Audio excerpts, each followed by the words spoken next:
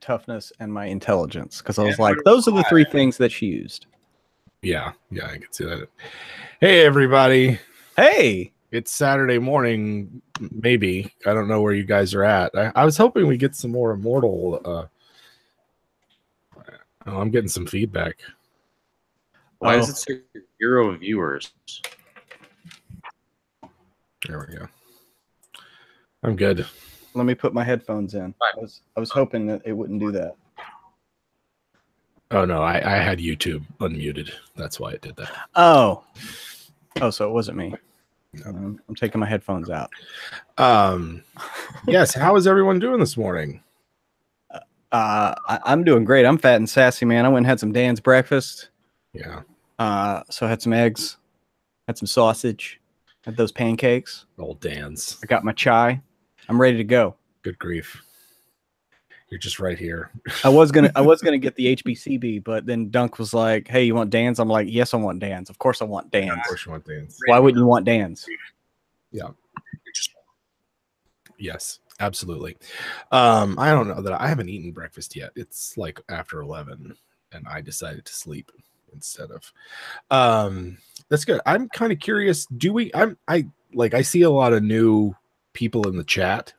Mm-hmm. And I'm kind of curious how many people are like, this is like their first time with the Hangout with us, or because we've gotten so many new Immortals and quite a bit lately. Yeah. And that is awesome. Yeah. Yeah. If you could, when you're typing your question, put question like in all caps and then ask your question so that we can more easily spot it, or at WebDM so that it highlights for Travis the question that you want to ask. Yeah. Otherwise, yes, please. And can you give us like either like a first time, long time, or no? You don't have to. You don't have to. Long time patron, first time question. But for those of you who are new, this is their first time. We tend to just sort of this is literally just a hangout. Yeah. And because of the nature of our lives, it's sometimes the only time that like Pruitt and Travis and I get to actually just hang out and not work. We're not explicitly trying to make decisions about shit. Right. Have y'all done that yet? Have we ramble made your account yet?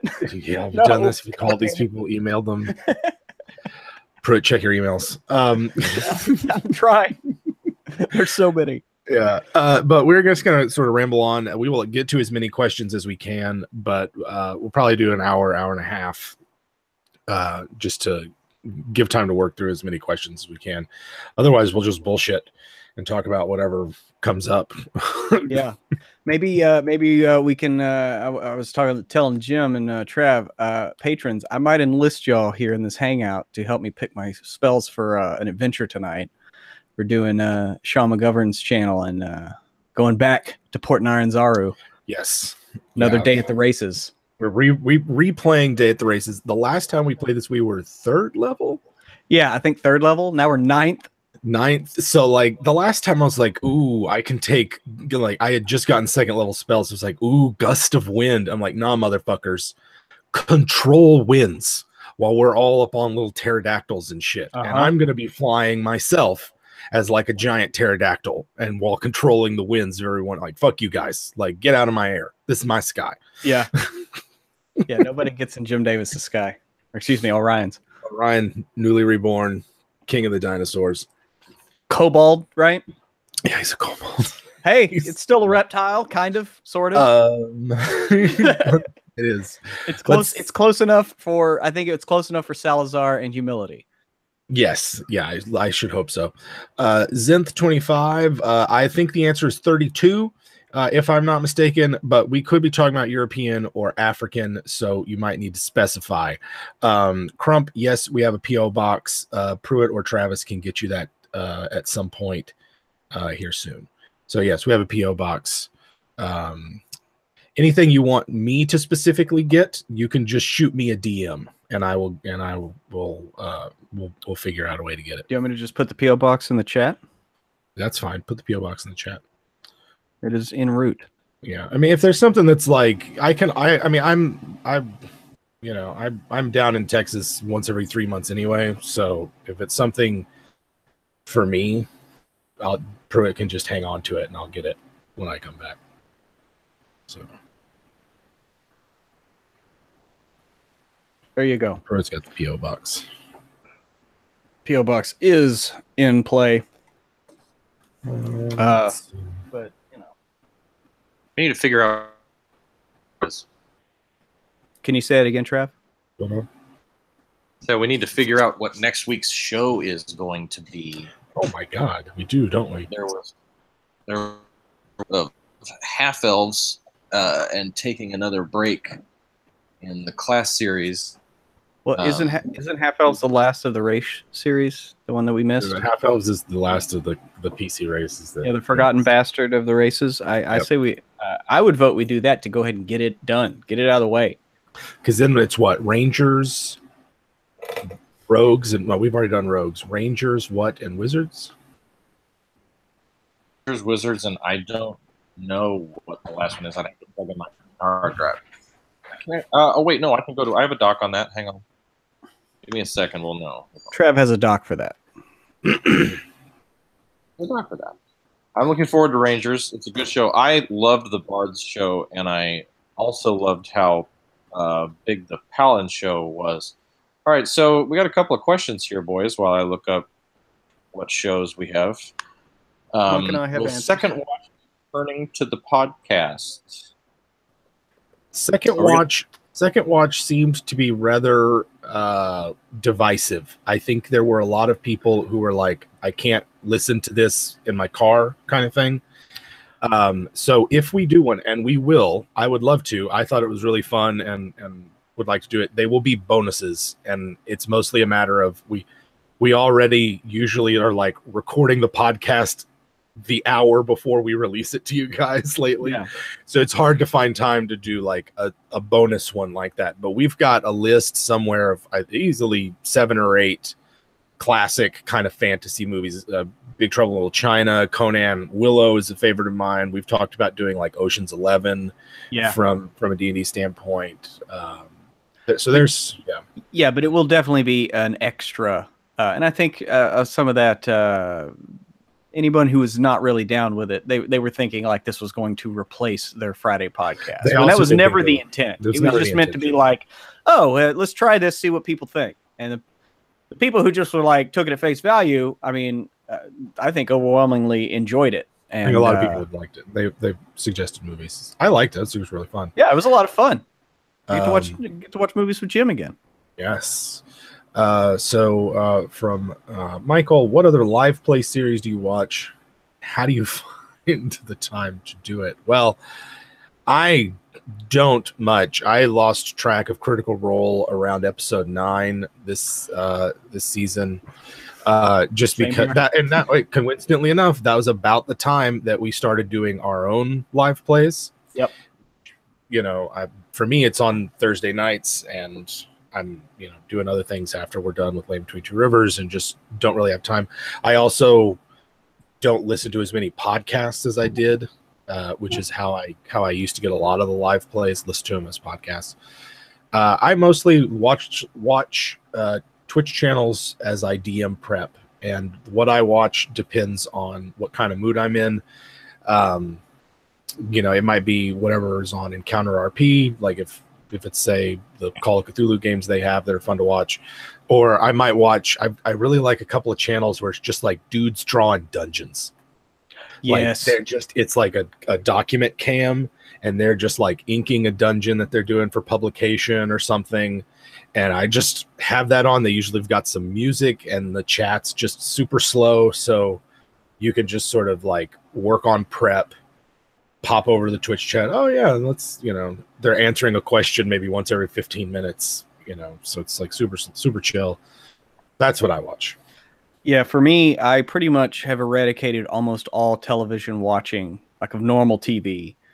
And I now allot that to like one day on the weekend, I will just binge something, right? Yeah. But during the week, I almost exclusively watch live play shit. I've fallen a little bit behind with Nerdarchy's Spelljammer game, although I'm getting caught up. Yeah. Because I mean, it's in a shared world with mine, so I feel I have to. Because that's lore that I can pull from and kind of drop into mine and just give that crossover. Because we've talked about doing crossover episodes where we have both parties on, and I want to do that shit at some point. 'Cause I think that would be nuts.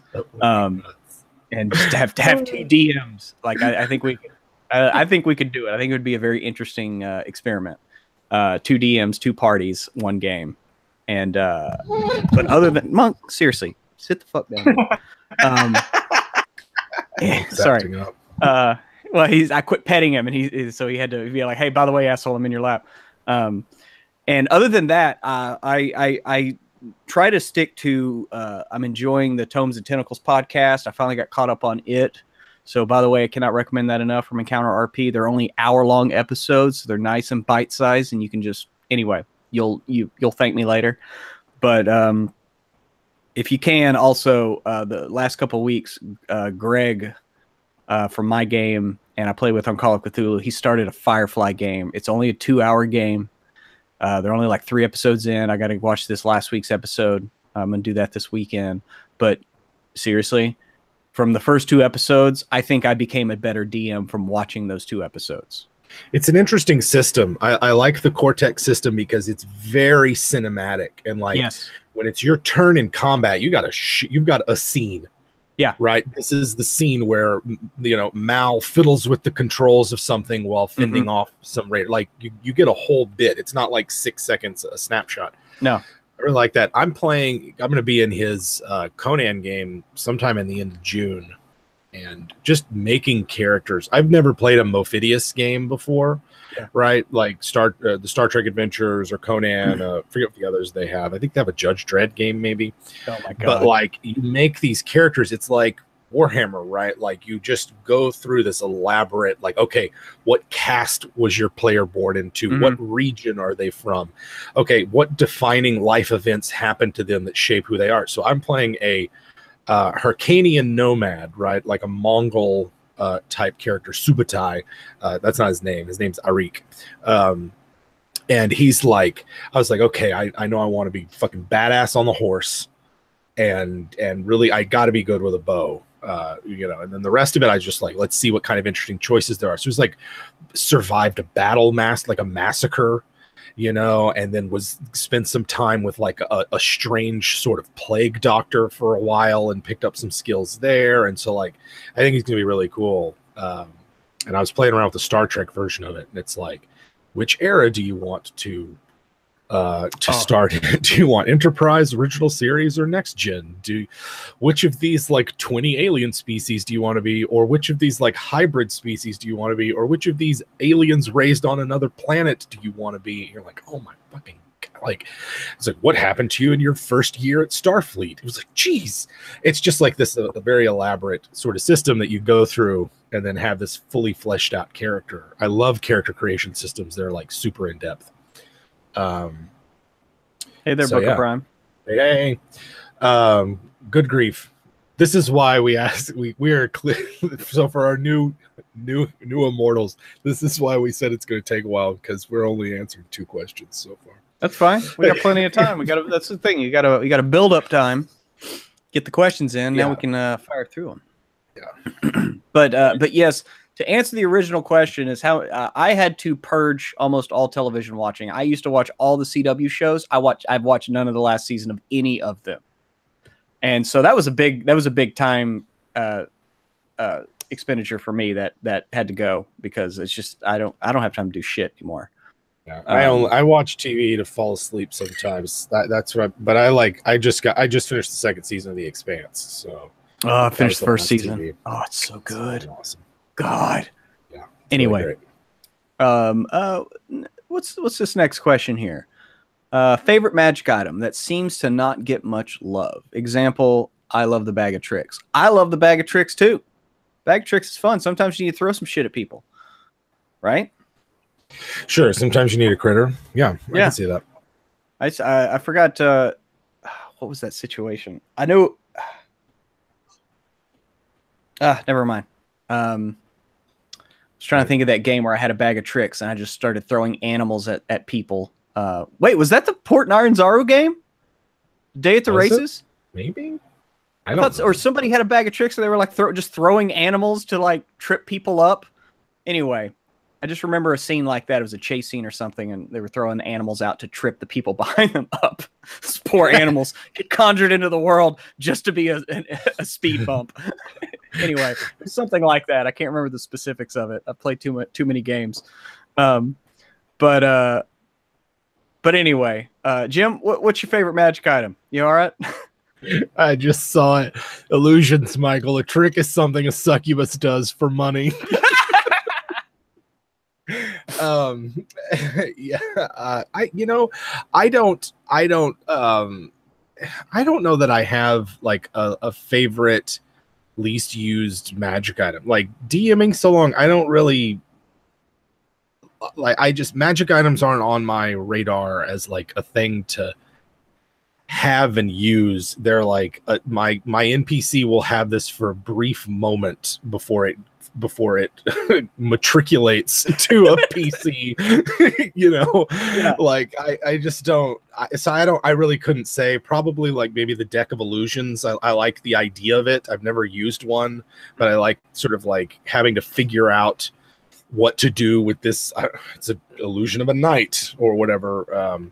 Anything that you can get up to shenanigans with. Yeah. I'm generally in favor of, whether it's a spell or a magic item. I don't like things that are just like +1s or whatever. Well, it's like, so we gave out some magic items in Land Between Two Rivers, and I was like, I rolled up a circlet of blasting, and I was just like, by the way, sending enemies that only do AoE blast damage against your party is really fun. I recommend it highly. And then I was like, it's not a circlet of blasting. It's like a Terminator eye that one of them's gonna have to pluck out their eye to put in so that they can shoot lasers out of it. Like and so I like magic items that either have a cost like that, like change the character in some way, or that just have a high shenanigan potential. Yeah. Oh yeah, you need to be able to get up to shenanigans with it. I think for me, maybe the immovable rod. It's something that it came up a couple times in campaign adventures at the vigilante game, and every single time, like it just was the last. It was the last person picked in the game. You know what I mean? Or last item. And so I don't know, but you can do so much fun shit with an immovable rod. I mean, something that is locked in at a point in space, no matter what. I still want to do my immovable rod bridge with 2 immovable rods, where you strap ropes and you have to like lock one and then swing out and then lock it and then climb back, let the other one go, climb up, swing out, lock getting it. across with 2 immovable rods, you could get across a chasm with a lot of. You'd have to make some athletics checks. But the question I have with an immovable rod is it fixed in orbit, or like does it stay geosynchronous with the position that it's locked in, or is it fixed, and the world, if it's indeed a spherical world and not then is it going to just start cutting through mountains and chopping down trees and things? Well, I don't know. I guess I always think of them as like geosynchronous to the planet they're around, like the nearest gravity field. But that would be an interesting idea of having like, see, now I'm going to have that in my Starward Bound game. There's going to be a thing that is just locked in place, and mountains have been sheared in half, and it's cut through the land, and now it's there, and it's already made its place in the world, but they can come along and fuck with it. I think that'd be fun. Like a giant one. But it still just has a button and just right. It just falls away. Falls away. Titanic rod of immobility. What else we got? Favorite race class combo that isn't optimized. Well, currently it's Halfling Wizard. I was gonna say Halfling Barbarian, but I didn't go with that because I wanted something optimized for Cody's game. Yeah. But yeah, I would say Halfling Barbarian, because there's nothing worse than a small furious thing. It's true. So yeah. Very true. I don't, anything, I guess, like, I haven't had a chance to play a half-orc evoker yet, but I really want to, just like a big big in your face blaster, and I like it. I just prefer wizards to any others. Well, you have that NPC in the Street of Spells game. There was that NPC. Yeah, the Hobgoblin evoker was there. Oh, I'm sorry, he was a Hobgoblin. Never mind. Yeah, he was a Hobgoblin. But similar concept. I don't know. I guess like to me, it's less like what's my favorite non-optimized. Is more like I just wish there was no such thing as an optimized race class combo in D&D. I wish that optimization came through other choices. And not necessarily those two, because I do sort of feel like that there's a lot of themes and concepts and things that you might shy away from. Like, because like if I wasn't committed to playing a halfling wizard, I'd be like, well, shit, I don't want to play a wizard that a race that doesn't get an int bonus, right? Particularly when we're doing point buy with in Save or Dice. I think if you're doing point buy, it almost like it really incentivizes optimization, because it's like I want to get the most out of it. Like it really sucks to start with a 14. It kind of does. Most certainly does. Whereas at the same time, like if you're just roll like super good stats, then there's a lot of concepts that unlock right there. I have a barbarian monk in mind that, to me, in my mind, requires like 4 18s. It's just I need 4 of them for this thing to work. Yeah. Strength, Dex, Con, Wisdom. Yes. Yeah. Because I need those to uphold to provide a structure for the fiction that I want to create with the super strong, charismatic, and also I need 5 because I like a good wisdom, but I also want to be really charismatic. Like it's important. They don't need to be clever. Tell you what I'll do, Jim. I'll run a game where all your stats all 18s.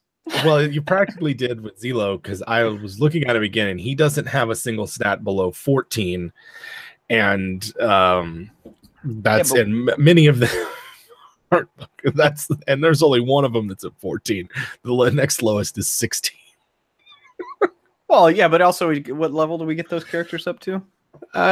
It's 14, but I only chose ASI once for my decks. That was just the method you had us roll. I think I did do something a little bit different. You gave us like 4 different ways to roll characters. Yeah, never mind. Well, I wanted heroes. Yeah. I'm sorry, I'm shameless when it comes to that kind of shit, because that's just kind of how I see D&D. I mean, it's already set up that way. You can get an insane amount of hit points and come out of a fight. Even like a wussy like rogue can come out at 10th level with like 6 arrows sticking in them, and live through a fight. Yeah. So to me, those are big damn heroes.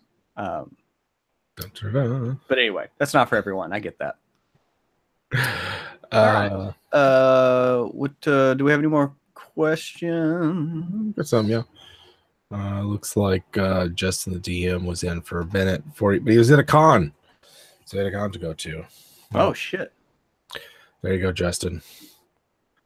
Vaya con Dios. So we have a lot of love. Says, I know you guys have a lot of love for Numenera. Any opinions on the Strange, which Call of Cthulhu, to cover that type of settings for you? The Strange came along, and I was already like trying to wrap my head around Numenera and the setting and the monsters and everything. And the Strange, where it was just like, you can use any work of fiction as a setting for this meta setting. I was just like, man, I'm not like that. There's a couple of the books I want to pick up because they've got interesting stuff in them. I think would work for just about any cipher system game. But I was like, I got to pass on the Strange, guys. Like, this seems interesting. Like being able to travel to fiction worlds and see how whatever's going on for them is like affecting reality or some kind. That's about as much as my understanding of what's going on there. Yeah. So seems interesting. Yeah. It seems like something you'd want to start a book club, and you have a book every week, and then they read the book, you do your report, and then you play a game in that book. Yeah. It'd be a fun thing to work that in. But yes, Call of Cthulhu scratches the that kind of itch for me quite thoroughly. Jesus, this fucking week, man. It's fucking weak. What happened this week? Call of Cthulhu, man. Caster died. Yeah, he got shot right in the goddamn face. Oof. Right in the face, between the eyes. So yeah, it's nuts. Anyway, it was, I was my character, while not explicitly responsible for it, does feel guilty about it. And so what it did is force an interesting arc for Seth Penhollow. Yeah. And so, yeah, so now I'm officially cursed. So because I came clean to the party. Because I mean, I just watched one of the investigators get shot as we're trying to make a break. And they're like, how did you know they were coming? And I'm like, there's no way to tell without like, oh, I made a deal with this thing that could be a demon or a vampire or whatever. I'm not really sure. But yeah, I made a deal with him and he told me to leave and I should have left and I couldn't leave y'all. And I mean, I did save their lives technically. Right. I'm pretty sure maybe we shouldn't have used our real names whenever we checked into the hospital. That would have been a big thing to not do. We did. Yeah. Anyway, yeah. So yeah, he got shot and his monkey. That was probably the sadder part. We were driving away. We hear another gunfire and a monkey. Oh my my God. Oh shit, Laszlo. No, not Laszlo. The monkey. The monkey got shot too. Yeah, I almost thought we were gonna have another one of those in Warhammer. But yeah. Anyway, yeah, Warhammer was especially deadly this week, or almost. What I loved about it was like, there's like 6 rounds of you guys just tearing through Beastmen. Mm-hmm. I mean, like round after round of like bowel ripping, flesh tearing criticals of just the witch hunters mowing down the Beastmen. Yeah, and decapitating, with flails. And, yeah, and like, with blunt instruments. It's just, just brutal.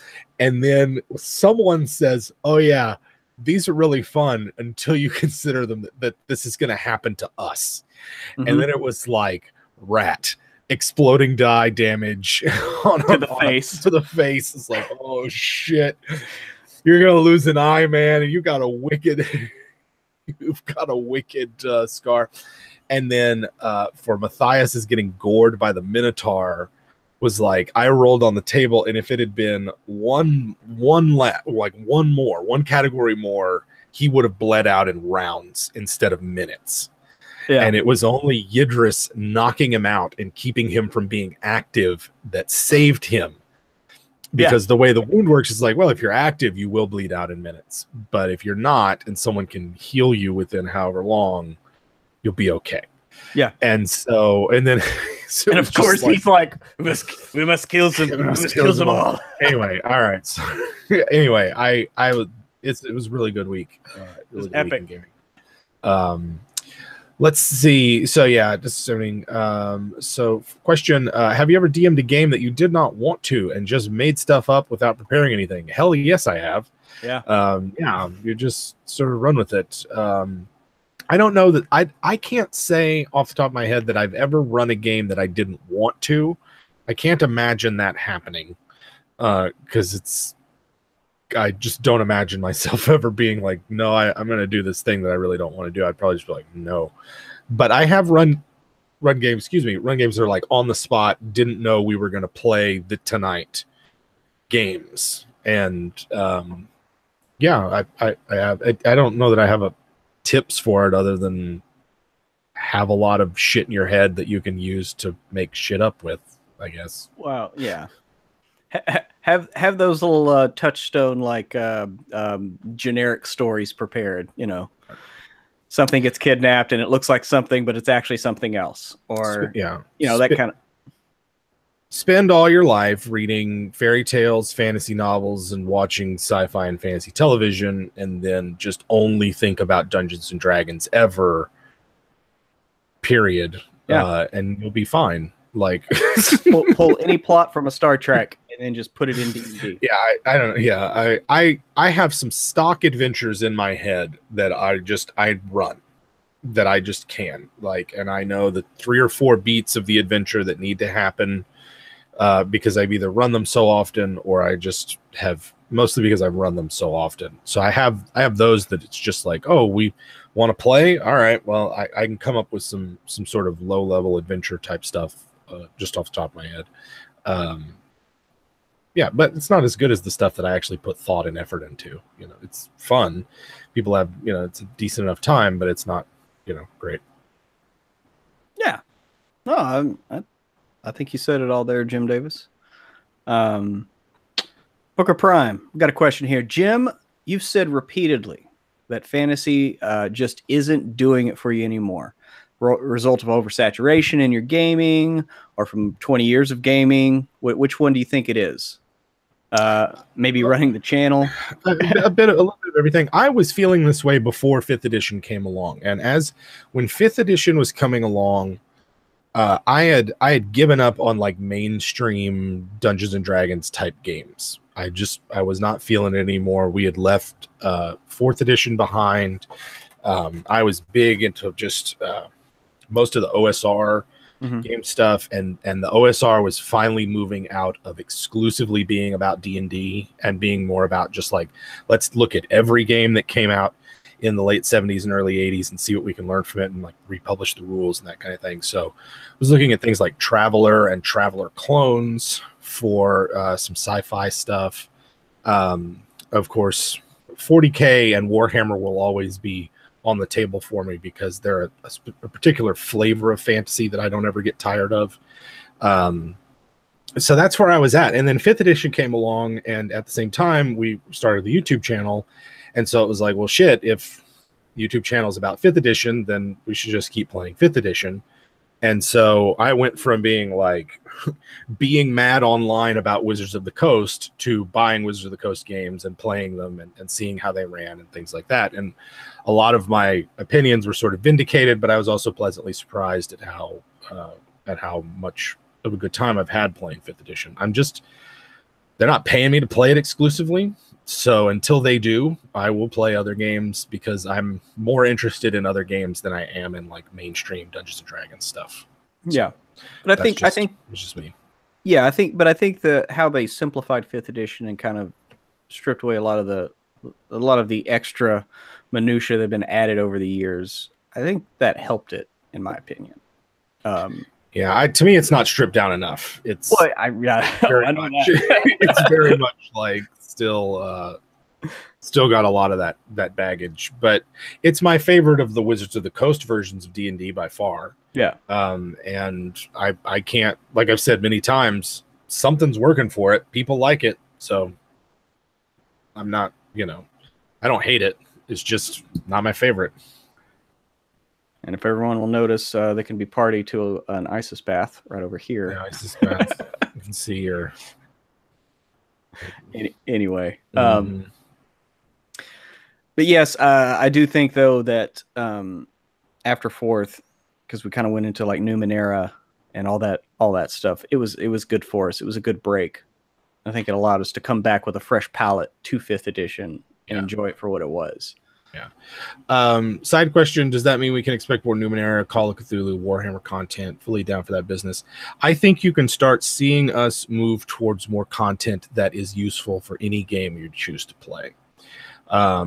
This class series was sort of a, we wanted to round out, wanted companion episodes to all the ones we're talking about, like the mechanical stuff and concepts, and then the ones where you can watch like back for back. I'm about to play a rogue or whatever. You can go watch our 2 rogue shows to kind of get an idea for how you might want to be inspired to play a rogue. But yeah, mechanic or role play wise, yeah. Yeah, I think outside of some stuff that I want to cover about Dungeons and Dragons spells, I think there is a series on spells and spell casting and magic and the uses of magic that I would like to do.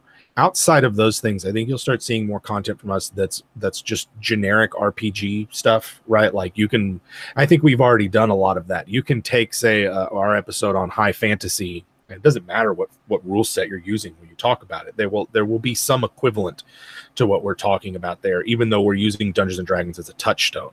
Now, we might always use D&D as a touchstone because D&D is the touchstone for so many people. But I don't think we can say that we're just, you know, we're gonna have less of the episodes where it's like we are talking specifically about D&D today.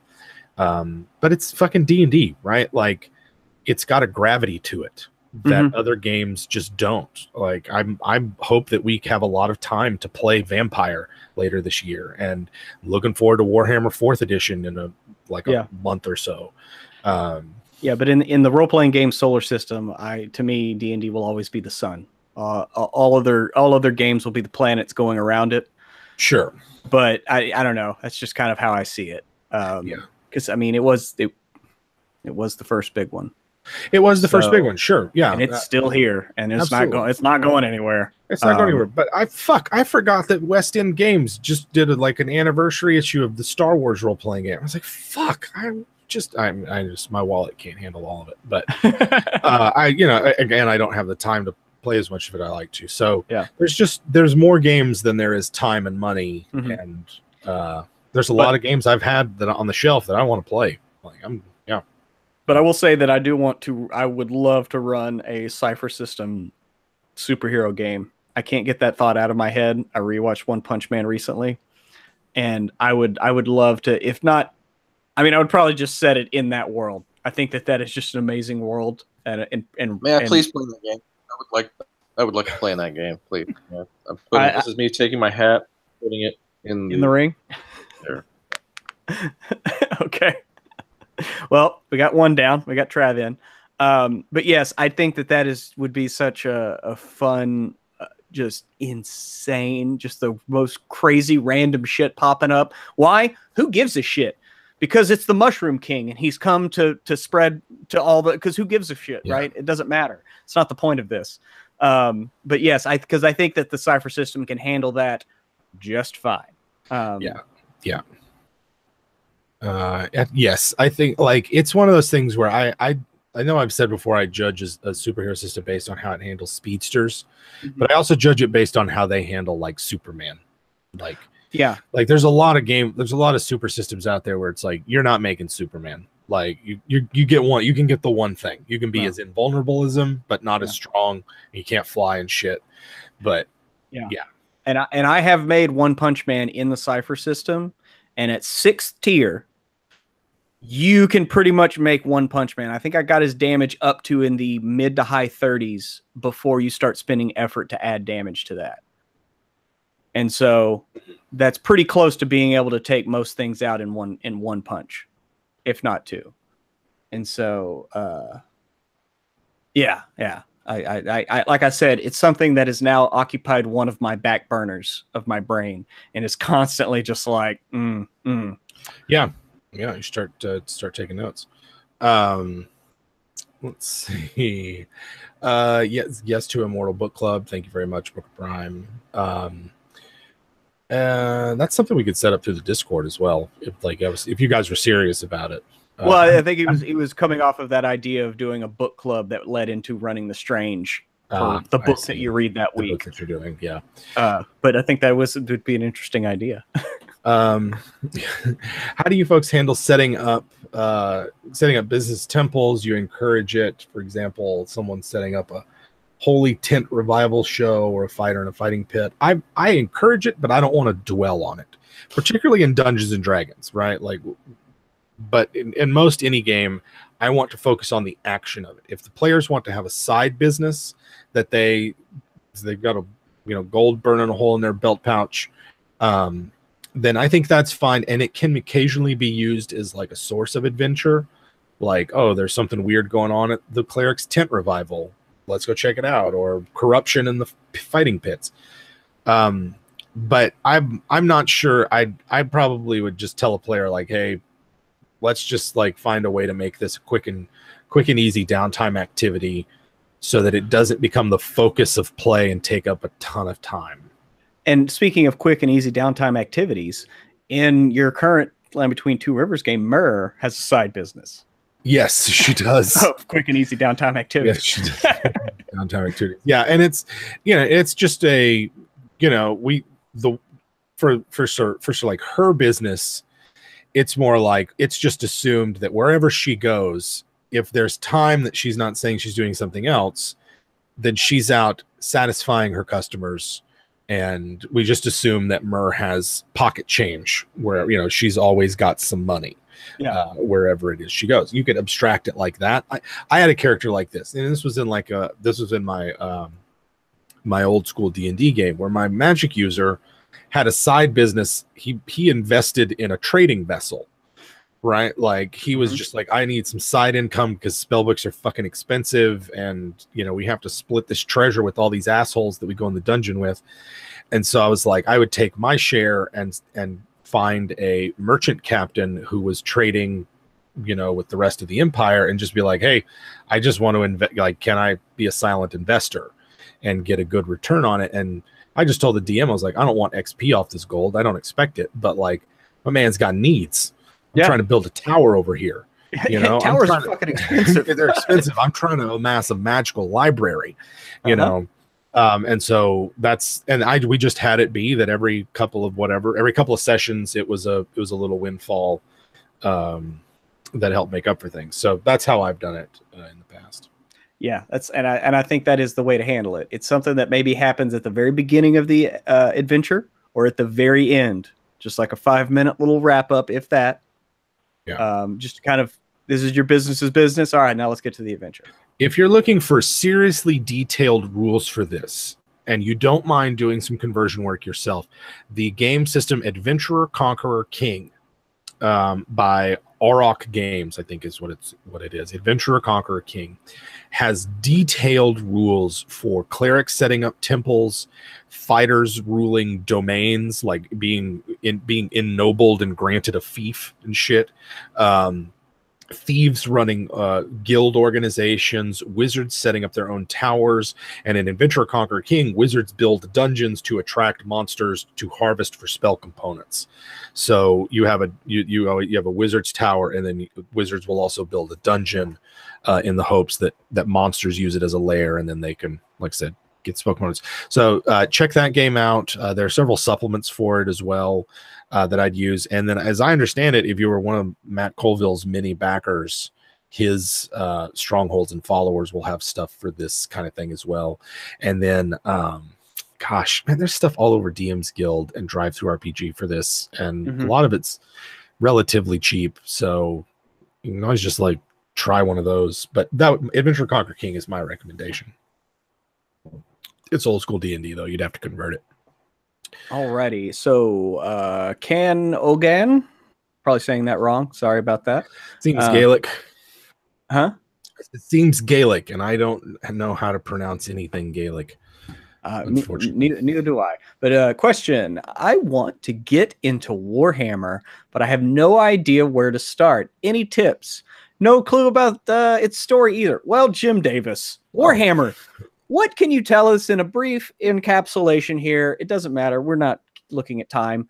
Tell us a little bit about Warhammer.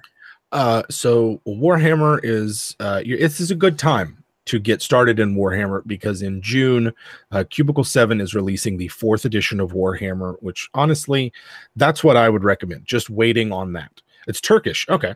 My bad. That's what I would recommend for getting into 4th edition. There have been obviously 3 editions of Warhammer. 1 and 2 are very similar to each other. 3rd edition was very different and kind of divisive in the Warhammer world. It is a system known for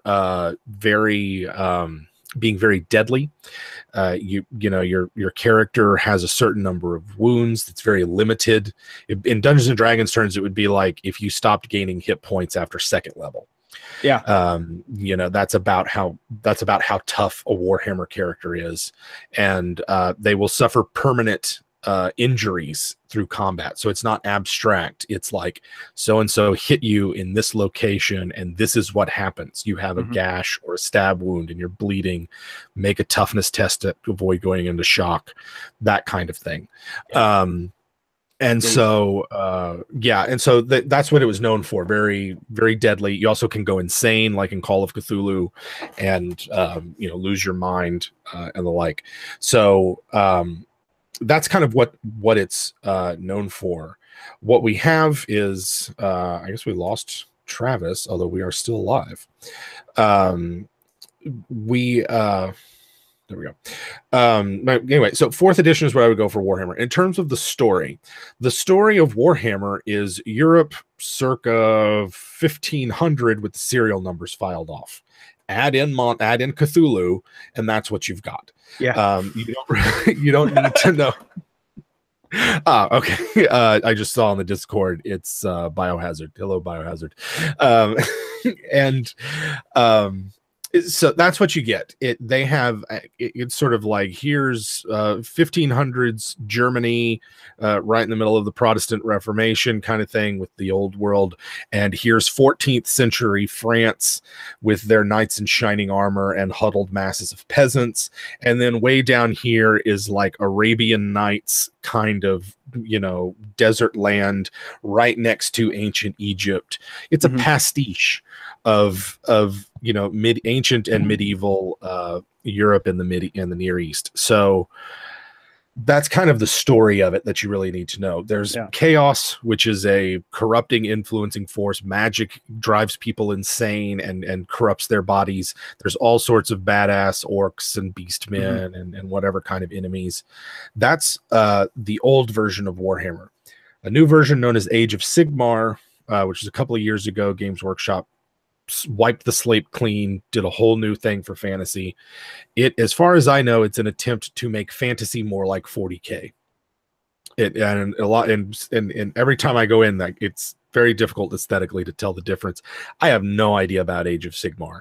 I do know that Cubicle 7 is putting out a separate game for it later this summer.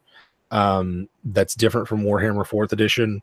So maybe that's more to your taste. I'm curious about it just because I am. But yeah, that's where we're at. But what I love about Warhammer, and we touched on this in our Warhammer group chat, which is, it's not good versus evil, it's law versus chaos. And it's very much, and it's more about keeping the world in order and not descending into chaos, because chaos it leads to destruction. Yeah. And sometimes when keeping law, you may not be seen as the good guy.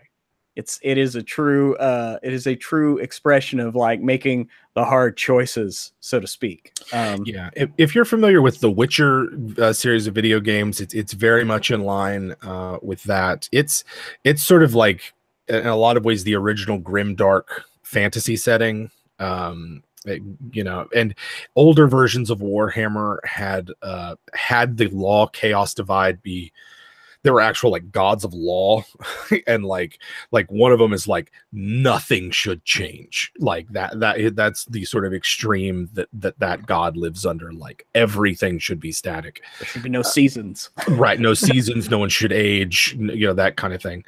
And so that's the kind of feel for the setting of it. You might see something known as Old Hammer. Old Hammer simply refers to the first edition of Warhammer and the goofy horror that it sort of personified. Mm-hmm. Yeah, but it is very deadly. It's like Game of Thrones in game form. I mean, as far as just like, yeah, if you want to know what it's like, and you haven't, Pruitt and I have a Wednesday show on Encounter RP where we play Warhammer. It was like 4th episode last week. Yep. And we did a full-on combat with like beastmen and minotaurs and a bunch of NPCs, and like villages getting attacked, and there's like 80 something combatants at some point. Yeah, it was pretty ridiculous. One character lost an eye, one character got stabbed through the leg. There were people just dying left and right, and you're standing in the middle of this chaos, a bastion, and it was fucking beautiful. Now, we should have just looked to the left and gone left, and would have saved ourselves a lot of trouble. But hey, there's no adventure over there, just safety. Right. It will eventually be on YouTube. It is currently on Encounter RP's Twitch video on demand, but it eventually will be on YouTube. It takes them about 10 days. About 10 days to get it up. Yeah, if you did want to watch it, what you want to do is you go to their Twitch and go to their videos, and it's part of a 3-show block. and it's the most recent. Look for the most recent Call of Cthulhu game. Like a 9-hour video. And it'll be a 9-hour video, and it is the second game in that. So start about 3 hours and 15 minutes, I believe, and that's like kind of right in the middle of our character introductions. I've just rewatched this the other day. But yeah, that's how you can find it if you want to go watch it right now, but it will be up on YouTube. Let's see. So yes, rather long-winded. I love Warhammer. Obviously, it's sweet and awesome. And what I realized, Jim, this past week is the fact of in D&D after a while, and especially with the addition of death saving throws and whack-a-mole healing, you just don't feel like you're not on the edge of death, right? You don't feel the mortality of your character. And in Warhammer, that is completely out the fucking window. Like every round there, I knew like Alero had a fucking beast man behind her. I'm like, is he attacking me? No. Okay. I keep firing at the Minotaur until she feels the hairs on the back of her neck go up. But the thing is one could just run up and hit her and get an exploding die and cut her goddamn head off like that. I mean, where you hit Rat, it was just like that. He's kind of down. He's not out. Well, there's a lot of things contributing to that, right? The low number of hit points, the fact that, and the language is a bit off because a critical hit in Warhammer is just a permanent injury that you suffer. Yeah. Whereas Ulrich's Fury, which is what happens when you roll 10 on a damage die and the die explodes, you have a 1 in 10 chance of that happening. If you're using an impact weapon, that's a 1 in 5 chance that you get an exploding die of damage that just keeps rolling. Now, the way Fantasy Grounds is set up, the exploding dice were also rolling double on a lot of those crits. I was going to ask you about that. Do they do that? It's not impact for the exploding die. They just roll another die. So that's something that we'll have to clarify next time we play. But I would. Big battle like that, you let a lot of things slide just to keep the because you just dropped what was it, 34 damage on one. Anyway, so you've got these, and so at any moment you could be at full hit points, and someone can come along with a sufficiently powerful enough strike and drop you dead, and that's every round that could happen, and you can feel the tension.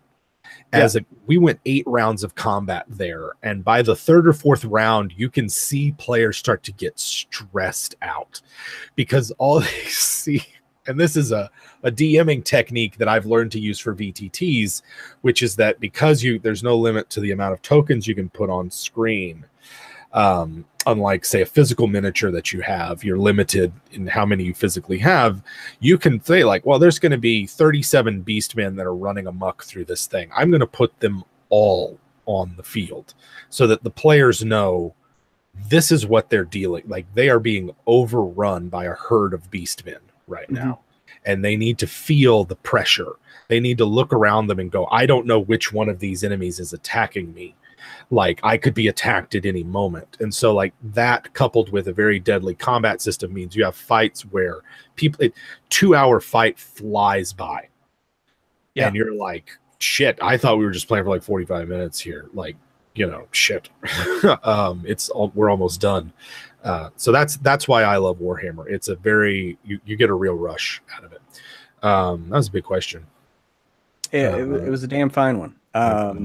Next, Mr. Sweetie Bear wants to know Immortal guest players in games? Question mark.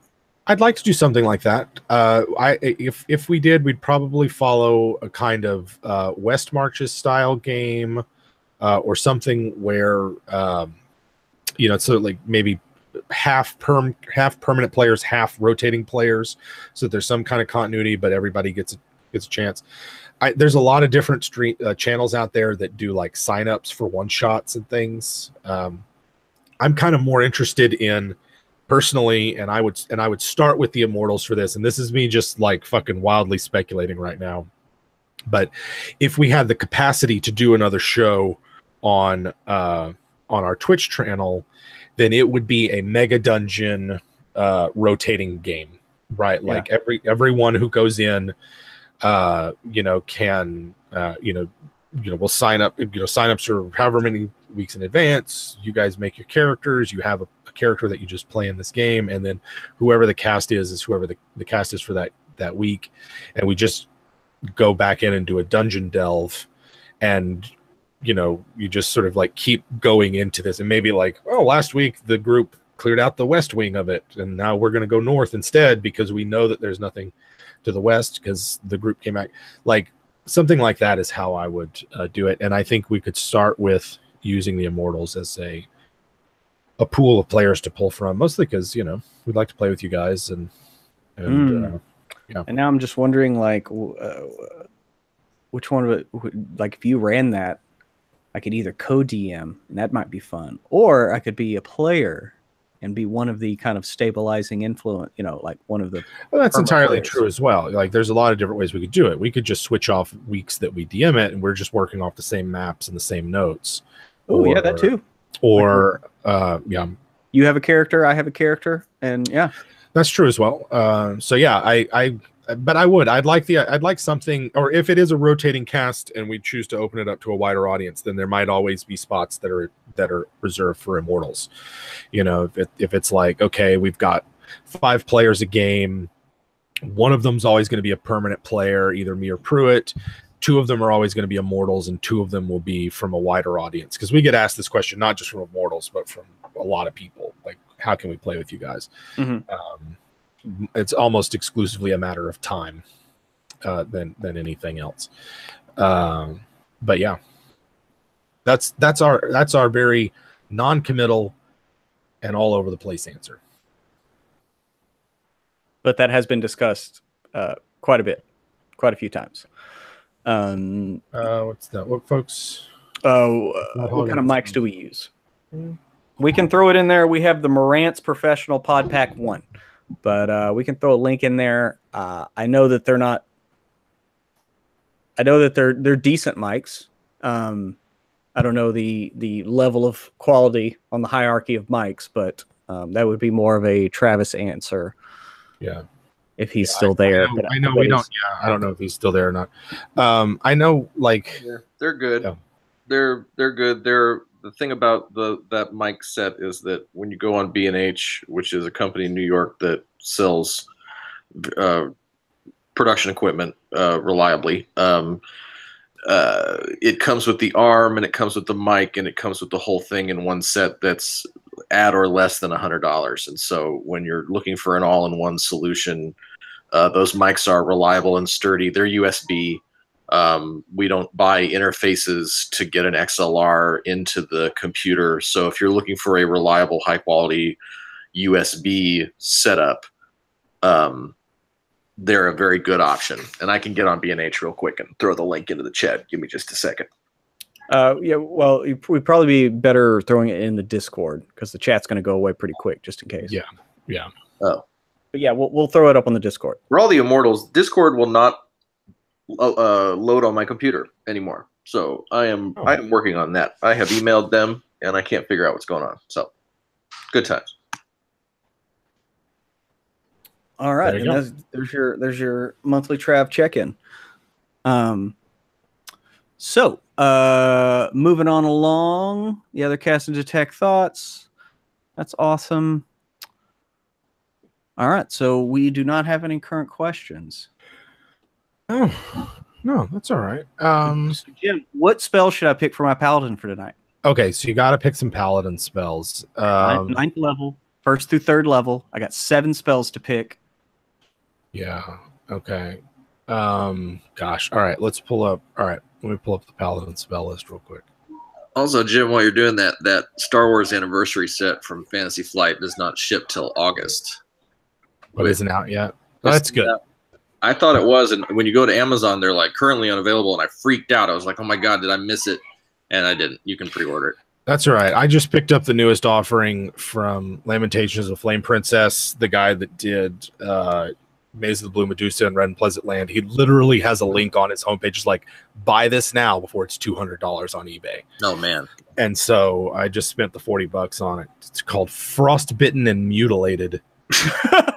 And he's been working on it. He calls it Black Metal Amazon Vikings or something. Like, that's his inspiration, Black Metal Amazon Vikings. Now, so, this is an adventure or a setting? It's like all of his other books. It's half setting, half rules to, and it's all, it's for Lamentations, right? So it's original D&D. It's difficult to translate over to 5th.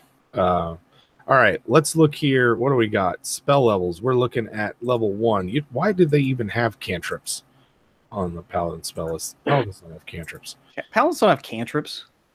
I wish this was a little bit different race, because this is level 3 is where the paladin gets like one of the best healing spells ever, Aura Vitality. That could be a really good one. Yeah. Like I didn't know, because last time we played this, it wasn't much like action between certain people. I don't remember taking any damage the last time we played this. I actually killed with like Immortal. That's where I took the crawl. This is one of those things where I feel like this game is going to last a long time. So you have like 12 level 9 characters. Oh, I thought we were doing 9. 9 level 9 characters. Yeah, but still. Yeah, I gotta be sure to tell them, like, hey man, I got a hard limit. Yeah. At some point, Orion's gonna die again. Yeah. I bet Dispel Magic, maybe. Yeah, I was thinking Dispel Magic would be a good one for 3rd level. Blinding Smite, maybe, but then that still does smite damage. So I was thinking just blind a character. Yeah. Do the thing, because I've done it before where he'll let me throw the crawl, but not with the blades out, so it does bludgeoning, and I can not do as much damage. Which, by the way, I mean, I'm sure most of y'all know this, but I have the glaive from Kroll, and it's called the Kroll with this character, and it's amazing. And he lets me smite at ranged, and it's amazing. Yeah. The book says with a melee weapon. It doesn't say melee attack. Oh, but my biggest thing is the fact that I get Bestow Curse as an oath spell. Bestow Curse, I'm going to use that on someone. Because it can target like ability checks and shit. Yes. Yeah.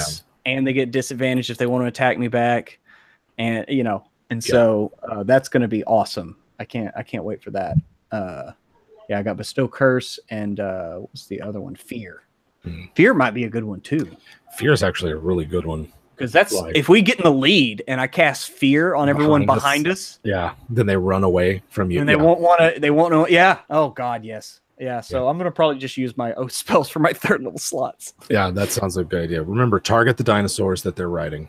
Yes. Oh, definitely. Oh, definitely. Let's see. We do have a question from Zenth.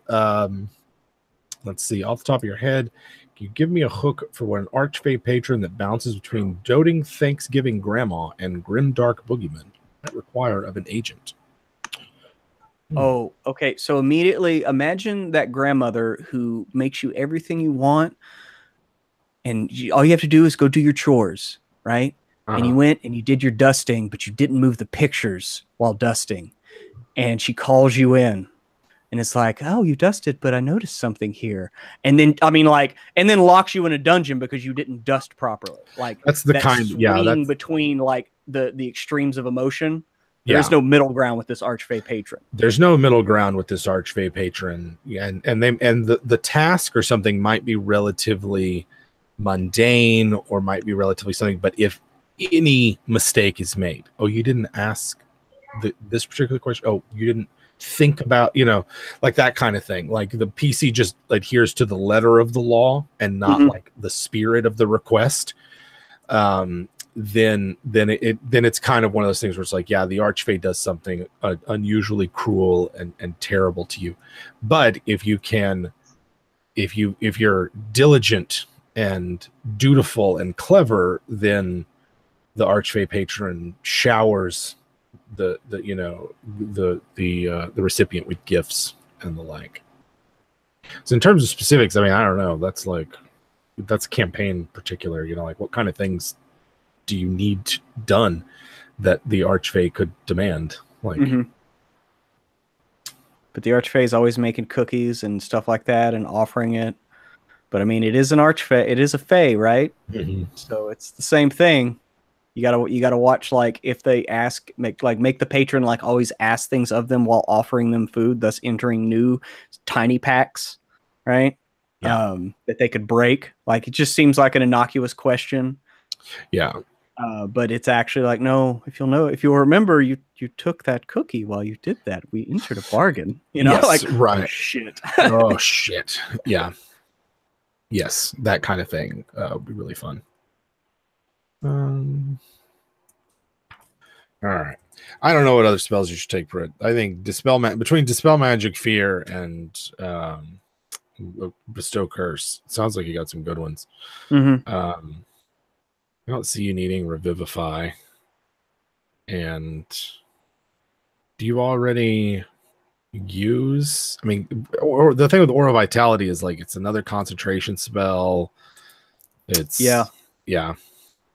I mean, I usually keep my concentration to either smites or or just save my slots for actual like smiting, divine smites. So it's more of just like I try to get as many utility spells as possible in order. Now, what you could say is that you have a steed, like you've already got your found steed out, and then you just because you can dismiss them and bring them back, if I'm not mistaken. Where does it say that? Oh, for fine steed. See, I didn't even think about that since we would be under other things, but in case I fell off or in case you fell off or something, yeah.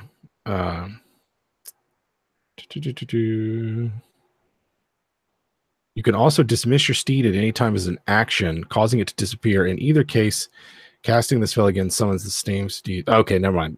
You can't summon it again as an action. You can just dismiss it. But I can communicate with it within a mile. That's true. Yeah. So I could have it out. It could just be out and then just tell it follow. And just like stay behind the all the other combatants. Yeah. That might be something interesting. There's command, might be fun. I took mostly control spells for the race. I was thinking about command just for the fact that it's not damaging and you can just F with other players. Yeah. Have someone drop the reins doing something while in the middle of the chariot race. Yeah. Or on the back of a pterodactyl. Sleep. Sleep. Yeah. Yeah. Just mess with them. All right. I have about another 10 minutes before I need to get going. So if anybody has any remaining questions or anything, hit us up. Otherwise, we'll just continue to shoot the shit for another few bits. Jim, I just downloaded my Wraith the Oblivion Kickstarter backer PDF that came out last month after 2 years of them working on it. Is that Onyx Path? Is that there? Yeah. I'm flipping through it here. The artwork is gorgeous. I'll send this over to you. You know what I want to know, and I would love to have, like, maybe, I don't know who the best person to talk to about it is. Maybe Dave or someone, but, like, I would love to talk to someone and be like, what the fuck happened with White Wolf? Like, I seriously don't know. I literally blinked, and it was like, there's no more White Wolf, and some other company owns, Vampire and the other shit, and then do they still own Exalted? Like, it's all just, I don't know what the fuck happened after. I stopped paying attention after New World of Darkness anyway. Well, and what of it is tied up in like the show that they did, and then the fact that they sued Underworld and then like lost. Right. Yeah. And but they're bringing everything back, and I don't know who owns it. There's a message board that the hardcores are super involved in, and I haven't looked at that yet, but I want to really dust off these games. I'm looking forward to the Vampire re-release and all this stuff. Yeah, games.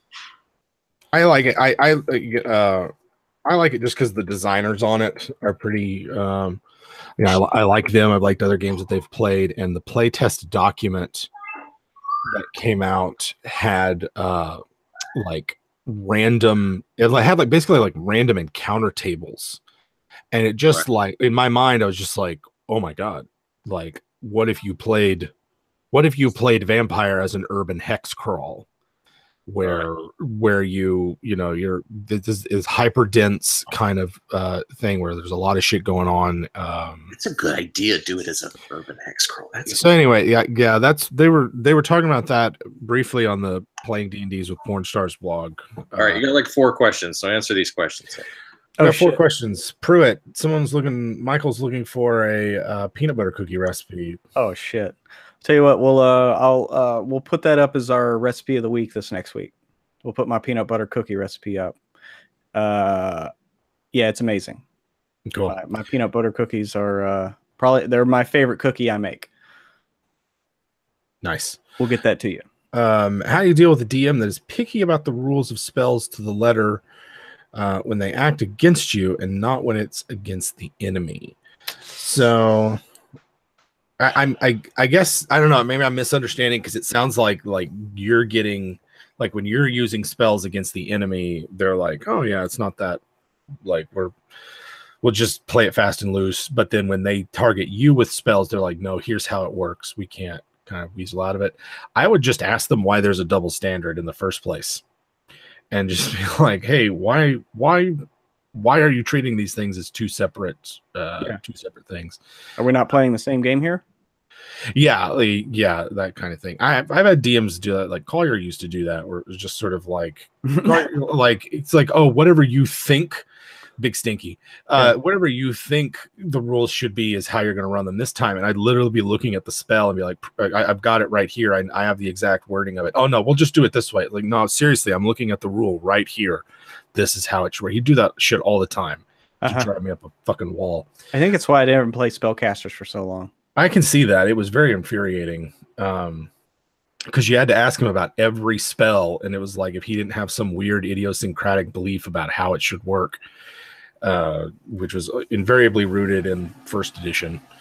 Anyway, what do we have here? Michael's wondering, how would you play an Alith Lich? Alith Lich. I would go with Lich Lithid. I think that flows a little better. Yeah, I think Lich Lithid does flow better, but it's been Alith Lich since like second edition. I know, but Alith Lich, I mean, yeah, I get it, but I don't know. Anyway, sorry, just to my head. As a big bad, well, I mean, you know, it's a like more powerful Lich. Yeah. I mean, a more powerful Alithid, or I would just play it the same as you would a normal Lich. I mean, like, are they interested in just knowledge? I guess not with the Alithid aspect. I mean, they want to eat brains forever, and who wouldn't if that's was your fancy, right? Yeah, I would. That's kind of how I do it. I'd also maybe, that's probably how I would do it. It's just like they're like a different kind of Lich. I know that on D&D Beyond there's some really good articles about like playing both Liches and Mind Flayers to the hilt. You might want to check those out. But yeah, that's kind of how I would do it. But I would early on only tease it as an Alithid. Yeah, I would tease the fact that it's a Lich. I would reveal that later. I'd make them think they're just fighting a regular Alithid for as long as you can. Yeah, you know, do whatever it is. Put on some perfume to cover up the smell. Yeah, you know, that kind of thing. But yeah, it should be that should be the shock. Yeah, I got time for 2 more questions, and then I got to run. Okay, so, what the fuck happened on Saber Dice this week? New Year, New Me. Yeah, New Year.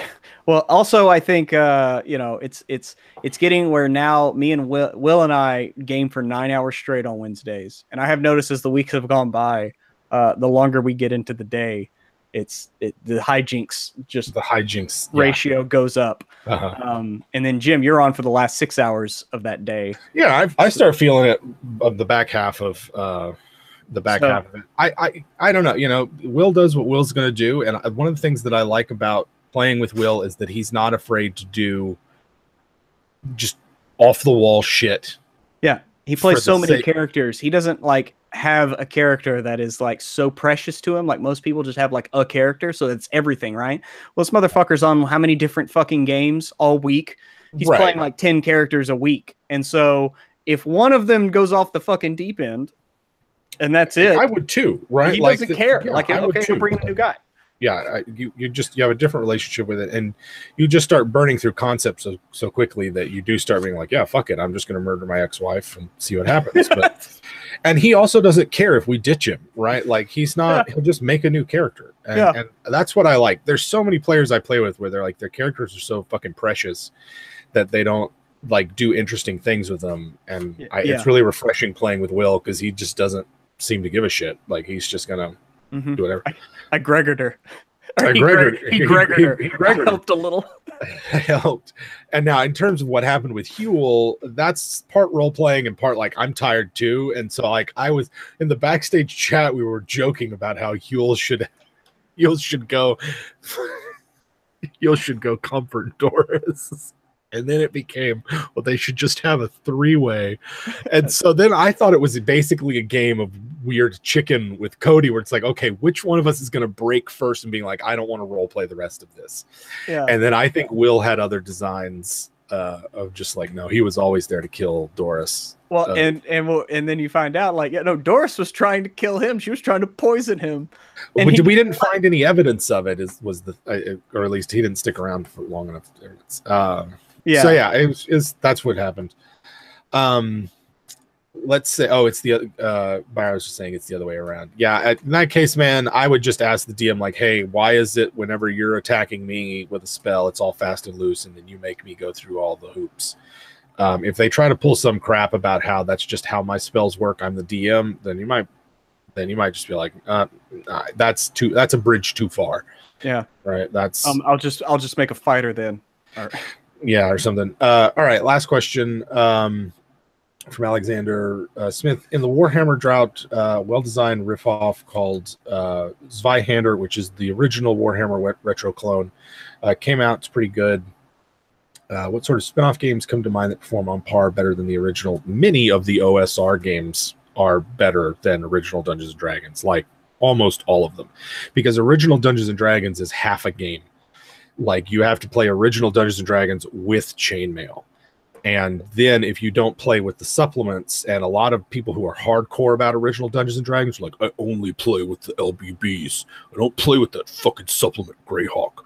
That kind of shit. And they're all over Dragon's Foot and shit like that. I love that. Like, so Lamentations of the Flame Princess is really good. I played a lot of Labyrinth Lord and Swords and Wizardry. I like those. Thousand Suns is a retro clone of Traveler, or a retro clone in the spirit of Traveler, and the like. I don't know much about Zweihander. I know the creator of it is a real ass and just like goes all over the internet putting his foot in his mouth and bad mouthing Cubicle 7 because I guess he wanted to be the guy that made Warhammer 4th edition. So I don't know. I also don't. Zweihander's also like a 400-page book that I've got Warhammer 2nd. I don't need it. Yeah. Even if it is good, I probably wouldn't play it. Now, if somebody wants to run it, that's entirely different matter. So that's kind of where I would go. Spin-off games that perform. I don't know. Maybe I'm sure somebody out there would make a case that Pathfinder is a spin-off game that works better than its original.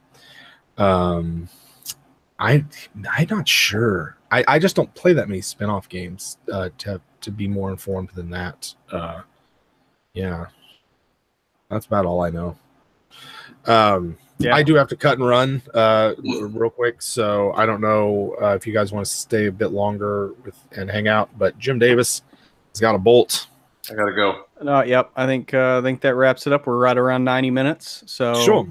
So there we are, guys. There's our May hangout. Thank you to all the awesome Immortals here on Patreon. It's a very special thing, and thank you so much. Yep. Thank you for tuning in. We love you. We'll get to you on the next month's hangout, whenever when that's going to be. We'll get that to you as soon as possible. We try to vary up the times and the date and the dates, just so as many people can get it in as they can. June is going to be a busy month for us, so we will do what we can to get you guys hanging out. If this is your first time, welcome. We are glad you're here with us. If this is one of many, then we appreciate you sticking with us this long, and we'll see you in the Discord. Yep. And as we always say, may the dice ever roll in your favor.